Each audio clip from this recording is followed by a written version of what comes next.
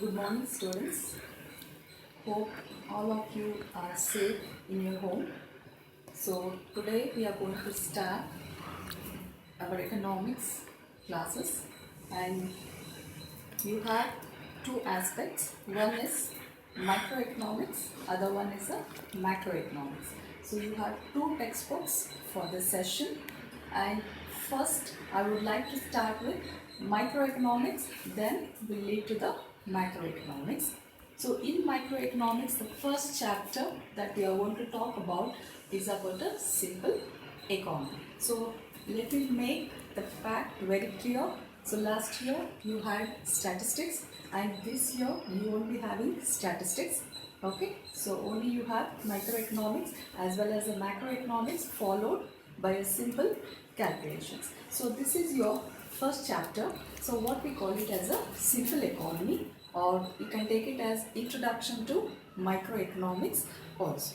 So what is economics? You know, so where within the limited resources you are going to satisfy your needs. So that is what we call it as a economics. So last year I have told you economics is nothing but the art of household management. So how you are going to manage your household in the same form how the government is going to run the economy. So economics is being divided into two, microeconomics and the macroeconomics. So now coming to the point, what is microeconomics? So microeconomics, it studies the individual units of the society, whereas macroeconomics studies the aggregate aspects of the economy. So what do you mean by microeconomics and macroeconomics? So microeconomics is nothing but where you are going to study the individual units of the economy.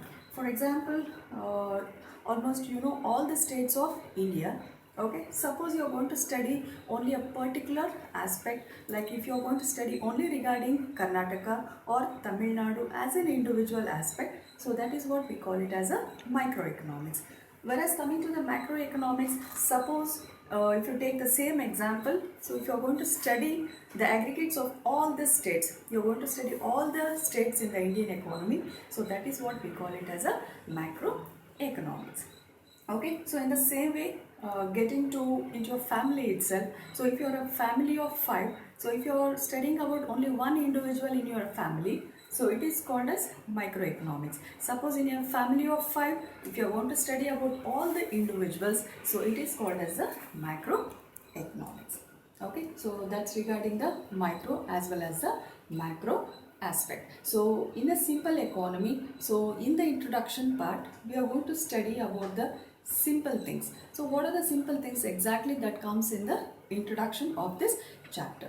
So first is, what is a simple economy, or what do you mean by an economy? So economy is nothing but it is study of the society where all the economic activities are going to take place. So what do you mean by an economic activity? So in the last year itself we have studied that economic activities are nothing but where an individual is going to work just to earn the income.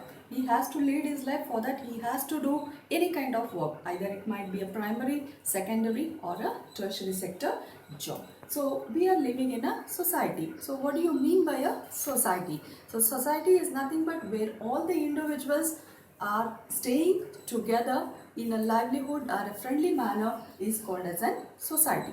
So as a human beings, we know that we need the goods and the services in any kind of the economy for that matter. Okay, so we have developed economies, we have the developing economies, and we have the underdeveloped economies also. So in that conditions, any country, irrespective of rich or poor, we need the goods and the services. So where we are going to get that goods and services from? So who are going to provide us with all this? So last year itself we know that we have 3 sectors in the economy. So one is primary sector, the other one the secondary sector, and the third one is the tertiary sector. So as we all know, a primary sector is nothing but which is going to deal with the agriculture. Secondary sector is nothing but where we are going to study regarding the industries, and tertiary sector, as you all know, it is regarding the service sector.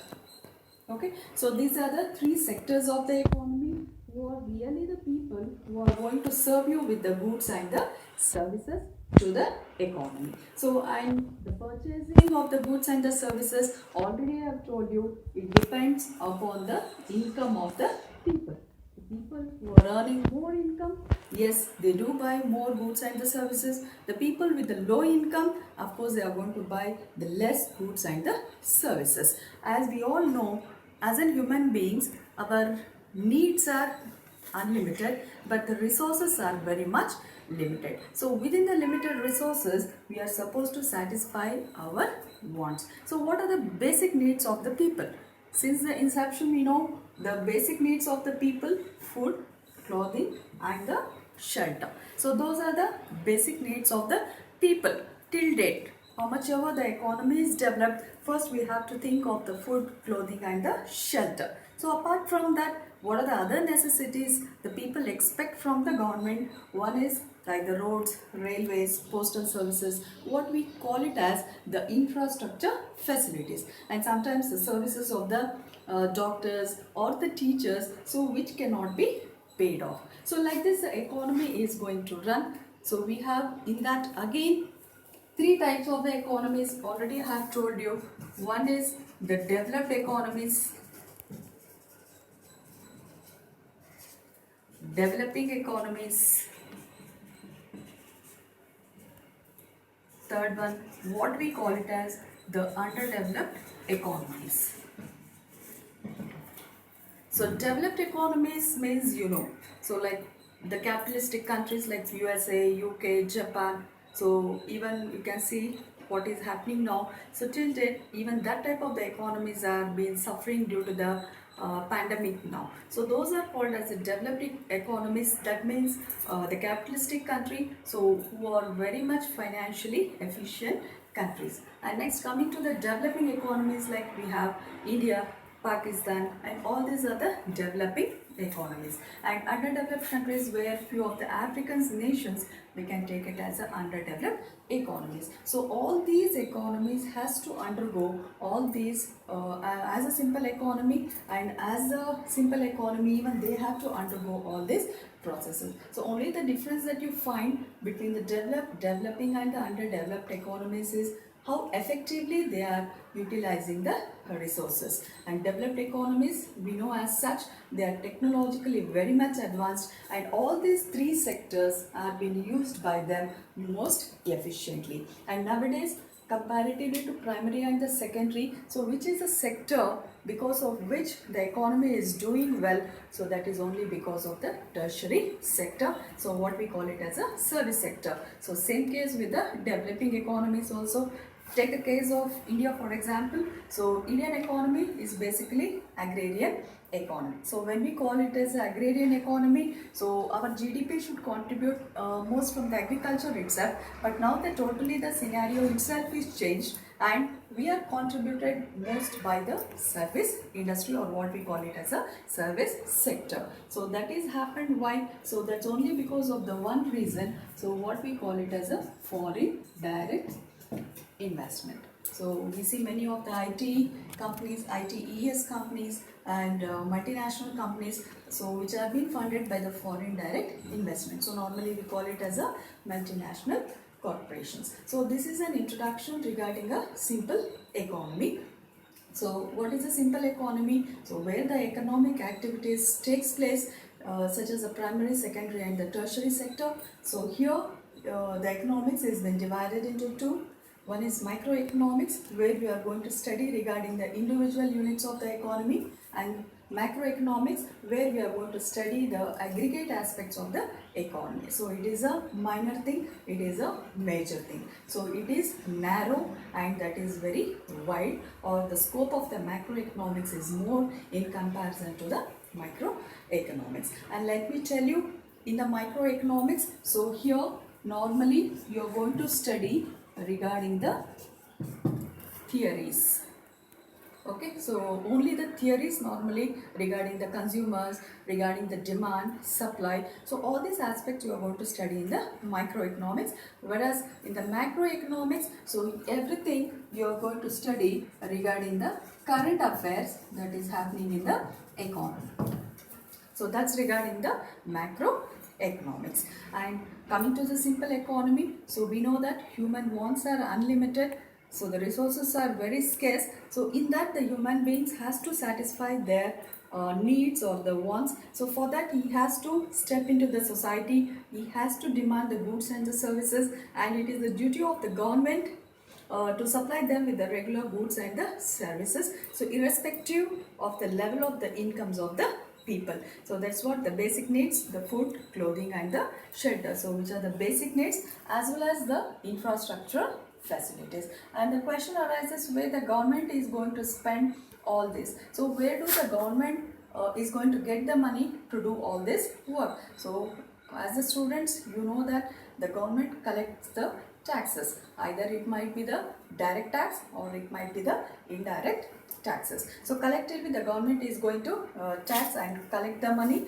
and they are going to spend on all this facility. So whatever the recently you have seen the packages the government has given, the hefty money the government has poured in for the pandemic. So everything is being done. Of course, there are the volunteer contributions by the people, but still the government had that reserves to spend on all these packages. So that is much more important. So to run an economy, and you have understood regarding the different types of the economy. So how do they run? The rich countries, the mediocre countries and the underdeveloped economies.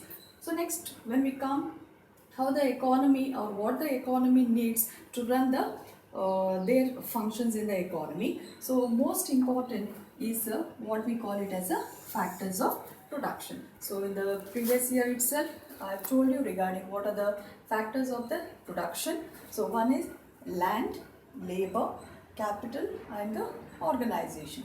So what do you mean by what are the returns? Okay, so the society is going to provide you with this all these four factors of the production.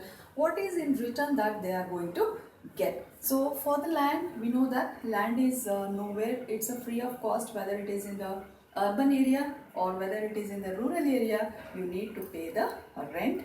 And labor, yes, you have to pay the wages irrespective of whether it is a skilled labor or whether he is a unskilled labor. And capital, of course, if you are going to borrow the money from the banks or anything, so you have to pay the interest. And as an organization, what do the organization expect? So if you're doing any kind of the business, means ultimately you're going to make use of all the three factors of the production and you're going to get the profit. Because if you want to run your organization for a long time, so ultimately that is possible only because of the profit itself. So these four factors of the production play a very important role, especially when we are talking about the economy. So on what basis we are going to differ in this, like developed economy or developing economy? So the availability of all these four factors of the production matters a lot. So India is very much means it's overpopulated and the supply of the labor is more.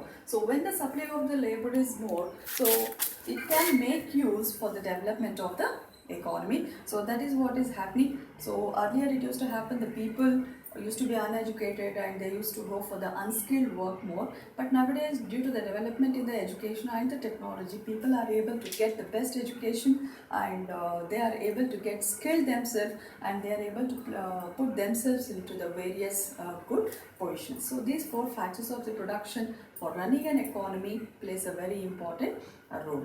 The resources should not be wasted, irrespective of whether it is a natural resource or whether it is a human resources. And okay, you have the factors of the production and you are going to make use of this. So which are the four economic activities normally that you are going to take into consideration after the factors of the production are ready for the production process? So economic activities normally that has to happen in the economy is nothing but the production, consumption, distribution and the exchange. So these four things is applicable for all the three kinds of the economies. One is production, consumption, distribution and the exchange. So you have to produce the goods. So where you are going to produce the goods, so that's up to your choice. Okay, so your level of the income and your level of the investment. So you want to go for the primary sector, you can go for it. Secondary sector, yes. Tertiary sector, so whichever you are going to choose. So you are going to produce the goods and the services. And I have told you, for the production process to carry on, these factors of the productions are very important. So if at all you are not finding any one of the factors, the production process itself is going to stop and you cannot move further. So after the production, so what is the next step? So consumption. So consumption means what? Consuming the goods and the services. So who are going to consume the goods and the services? So ultimately, again, it is coming back to the society, what we call it as a consumers. So who are called as the consumers? We are called as the consumers. The common human beings are called as the consumers. So why consumers are being given much of the importance nowadays? Because a country like India, when we talk about where more number of the populations is there, so ultimately the demand for the goods and services also will be more. So consumer plays a very important role, especially in the consumption process. And in a developing economy like India, when we talk about, always there is a good demand for the goods and services, not only the imported goods and especially the homemade goods also. So because the consumer's level of income, maybe the creamy layer, so it may be around 15%, and rest of the people are coming under the upper middle class or the lower middle class and the poverty line. So that things I'll discuss in the later thing. So consumers plays a very important role. So that's a consumption. And distribution and the exchange. So how you are going to distribute whatever you are going to produce, the goods and the services. So that might happen internally. So you may go for the domestic trade. So that is only within the economy, or sometimes you may go for the external trade. So you may transact with the internationally to other countries. So maybe your level of income, so it depends upon your investment also. So whether yours is a domestic affair or whether yours is a international affair. So any economy for that matter, when you are going to study, so these aspect plays a very important role. So basically in microeconomics and the macroeconomics, what happens, how it differs from the first PU economics is that this year, so you are going to specifically study regarding the economies itself. Okay, what is happening in the economy, so what are the current affairs, and what are the changes that that's going to bring about. So all these things will be studied under the first chapter. So it's very simple as such. Okay, so it deals with the unlimited wants of the people and the limited income the individuals are possessing and how they are going to go about. Okay, so with their limited income, how the individuals are going to spend plays a very important role. So that's regarding the simple economy. Okay, so I hope you guys should not get any of the doubts in this. So it's a very simple aspect. So economics is divided into, so let me repeat it again. So economics is divided into micro and the macroeconomics. And microeconomics, again I am telling you, it studies regarding the individual units of the economy and the micro aspects, and this is very narrow. Okay, so macroeconomics, it studies the aggregate aspects of the economy, so it is a very wider aspects. And macroeconomics, normally it gives importance for the theories, especially for the consumer theories, whereas macroeconomics we are going to study regarding the current affairs as such. And when we talk about the simple economy, the society plays a very major role. Okay, so who are called as a society? So we being together, staying in a one particular place, we constitute the society. And what are the demands of the society? The goods and the services. So who are going to provide with the goods and the services? So ultimately the government is going to provide the goods and the services. So what are the needs of the people? Basic needs when you calculate: food, clothing, shelter. So after that we have the roads, railways, transportation. So maybe when we talk of the luxurious needs, the people are demanding nowadays, like we have what we call it as a bullet train and all these things. Yes, of course it is luxurious, so maybe, but in the future we can think all these things may happen in India. And 4 factors of production, so please keep it in mind, these 4 factors of the production, it is going to repeat again and again. throughout your syllabus. So please don't forget land, labor, capital and organization. So what are the returns for the factors of the production? Yes, so these are the 4 factors of the production. But what are the returns for the factors of the production? For the land it is rent, for the labor it is wages, for the capital it is interest, and for the organization it is the profit. So what are the major economic activities for any kind of economy that is going to have? One is production, consumption, distribution and exchange. So these are the 4 major activities that has to be carried on irrespective of any kind of the economy that you are going to approach. One is developed economies, whether yours is a developing economy or whether it is a underdeveloped economy. So which are the 3 major sectors that is going to help any economy to the success? One is primary, one is secondary and third one is a tertiary. So now as we know that when we talk about the sectors, so presently due to this pandemic we can think of primary, secondary and the tertiary. So we know that how the again we are get back into the primary sector itself. So now the people are able to realize why agriculture is so important. Okay, so because now few people are not able to get the food as such. So now they have realized the importance of the agriculture as such. So agriculture has to be given much of the importance in, yes, of course, for the development of the economy, secondary and the tertiary sector is also important, but finally the human beings has to depend upon the agriculture for their consumption purposes. So when we talk of the previous economy as such, so it was when we think of it was just a very peaceful economy. So why it was very peaceful economy as such? So primary, secondary and tertiary, yes, all the 3 sectors were there earlier, but much of the importance was given to the agriculture itself because the needs of the people was very limited. Okay, so they were only food, clothing and the shelter. But nowadays as the generation progressed, the needs of the people varied. So no, apart from the shelter, so they wanted the luxurious things to happen, maybe buying of the villas or buying of the bungalows or holding a very costly phones or buying very lavish cars. So all these things came into the existence. Wants became unlimited, and within the limited income, especially in the Indian economy, it becomes very difficult to satisfy the wants of the people as such. So the resources are very limited, but the human wants are very much unlimited. So in that course of the time, agriculture presently has become very important because it supplies the main source or a livelihood for the human beings, that is nothing but the food.